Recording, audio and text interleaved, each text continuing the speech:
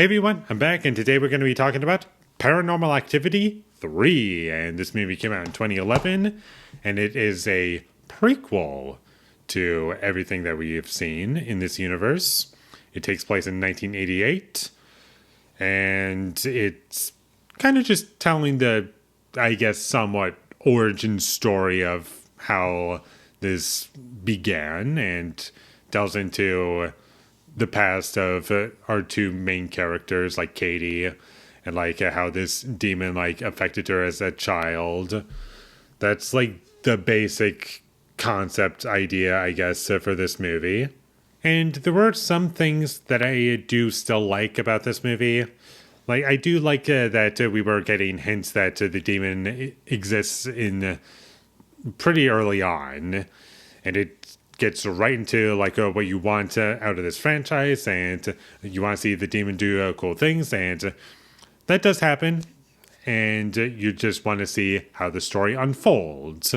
And I did like our main character Dennis, who is like our main perspective character, and he's the one doing all this recording. I did like him and his friend. That stuff I did like about the movie. There were a couple likable characters. And the nighttime scenes work for me when there are no jump scares. And now I'm going to start getting into my issues with this movie, because at this point in the franchise, this is where it starts to fall apart for me. And the more you think about it, the less sense it makes, because unlike the second movie, that film added, but it did not add too much. This movie, however, adds, and to some extent, it works to the movie's benefits.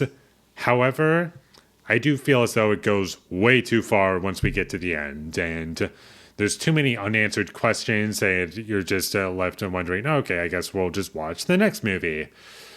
And we'll get into that, but the biggest thing that didn't really work for me is that I wasn't really scared by anything in this movie.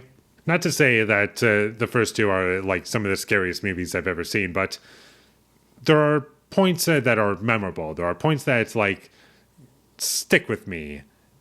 That is more than what can be said for this movie. The horror really does not work for me, and the demon character is almost a pet in a way. So I don't know. Like, it just felt really unnecessary. Like, I have no idea why any of this had to happen. One thing that I do want to mention is that I don't think the child performances were all that great. I just felt as though that could have been improved on, and the movie would be a bit better. And also the quality coming from the camera, it looks like it was HD quality. And this is 1988, so that technology I don't think was available to us. And when they're looking through the footage, it looks like it's like VHS quality, but the quality that we're being presented, it looks clean. It's like we don't get any sort of like low quality resolution or anything like that.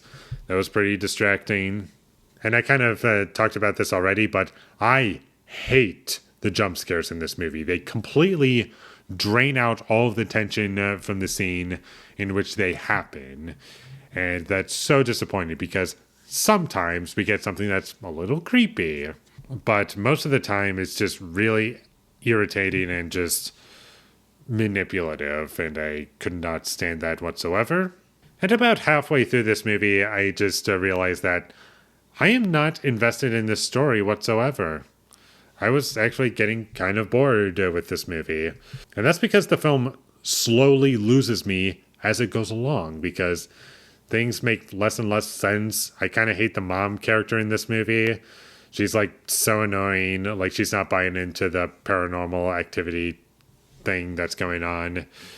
And she just like wants it all shut down. And it's just like the dad character in the second movie, where this only exists just to have drama in the story. And without spoiling anything, the ending to this movie I found to be both underwhelming and unearned. And I was just left asking myself, what now this happened, but I don't feel as though this was a satisfying resolution to this movie. It just felt like a setup film for the next movie, or the next chapter in this story, rather. But we'll talk about 4 later. But this movie as a whole just did not work for me. I found it to be kind of dull and stupid and falling into the horror movie tropes that found footage is known for. And yeah, this to me is kind of the start of the decline for this franchise, as in where it starts to get bad. So unfortunately, I cannot recommend that you check this movie out. It's not scary, it's not that interesting, and it's pretty boring overall. So with all that being said, I'm going to give Paranormal Activity 3 a 4 out of 10. Thank you for watching my videos. As always, if you enjoyed this review, be sure to leave a like and comment down below you thought of Paranormal Activity 3, and my social media links, they will all be in the description, so follow me there. And last but not least, subscribe to be a part of Foley Nation, and I'll see you when I get my next review up, and that's going to be for Paranormal Activity 4. So look forward to that, but until I get that up, thank you for watching, and have a great day.